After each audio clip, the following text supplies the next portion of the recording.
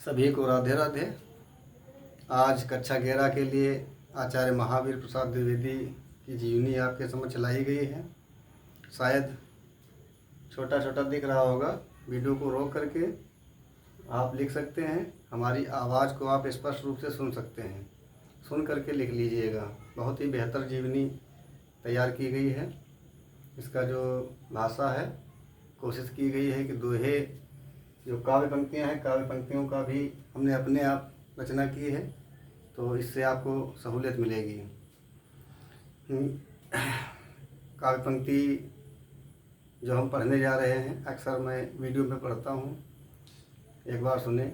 केवल सपनों को देख देख राह नहीं मिल जाती है, कर्मों से भाग्य बदलता है, गीता हमको सिखलाती है।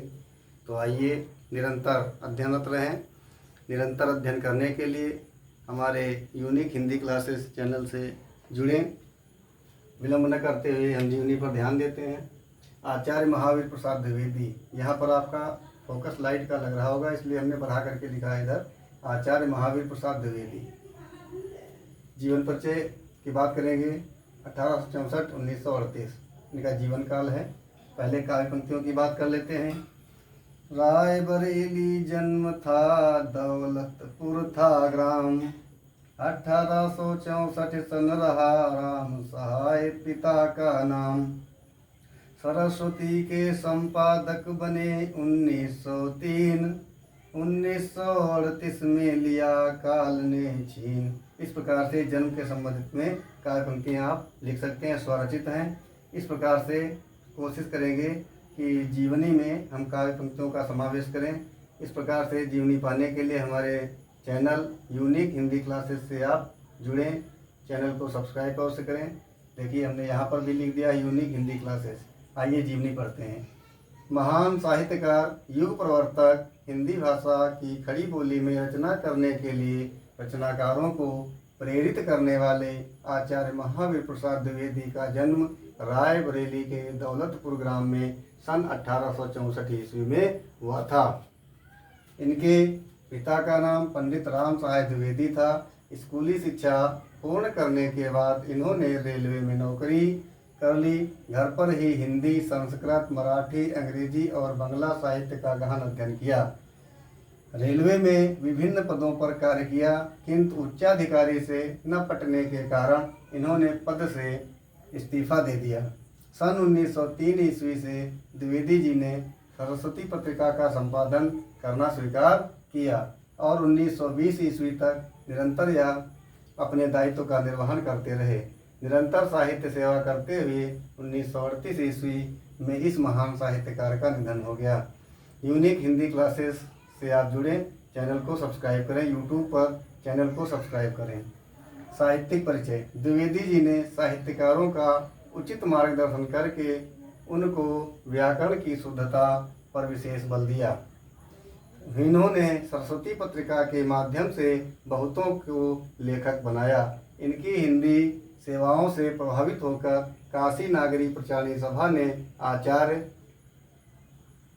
की उपाधि से तथा हिंदी साहित्य सम्मेलन इलाहाबाद ने साहित्य वाचस्पति की उपाधि से सम्मानित किया। कृतियों की बात करेंगे। इनकी ढेर सारी कृतियां हैं, हमने कुछ यहाँ पर चयन किया हुआ है। आचार्य महावीर प्रसाद द्विवेदी जी ने कई रचनाएं की, जिनमें से कुछ निम्नलिखित हैं।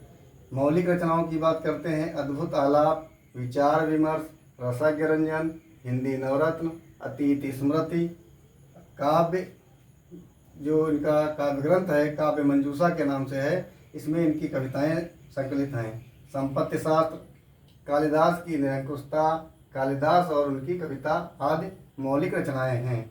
अनूदित रचनाओं की बात करें। रघुवंश, हिंदी महाभारत, कुमार संभव, किरातार्जुनीय आदि इनकी अनूदित रचनाएं हैं तो बहुत सारी, हमने चुनिंदा ली हैं।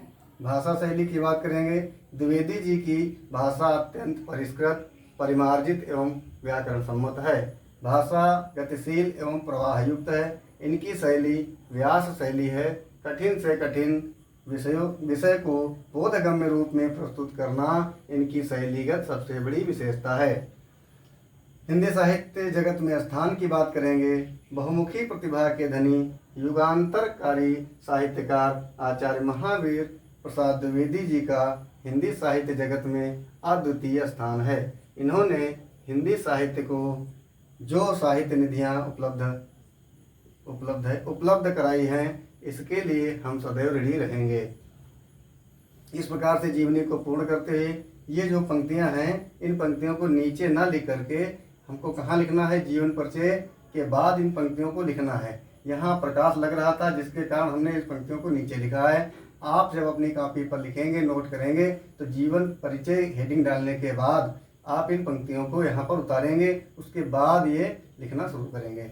ठीक है, इस प्रकार से आपको महावीर प्रसाद द्विवेदी जी की जीवनी लिखने को मिली, पढ़ने को मिली। अक्षर आपको स्पष्ट नहीं दिखाई दे रहे होंगे, तब आप इसको वीडियो को जूम करके अपनी क्वालिटी बढ़ा करके मोबाइल की इसको देख सकते हैं। निरंतर अध्ययन करते रहिए, हमारे चैनल पर बने रहिए। जय हिंद, जय भारत।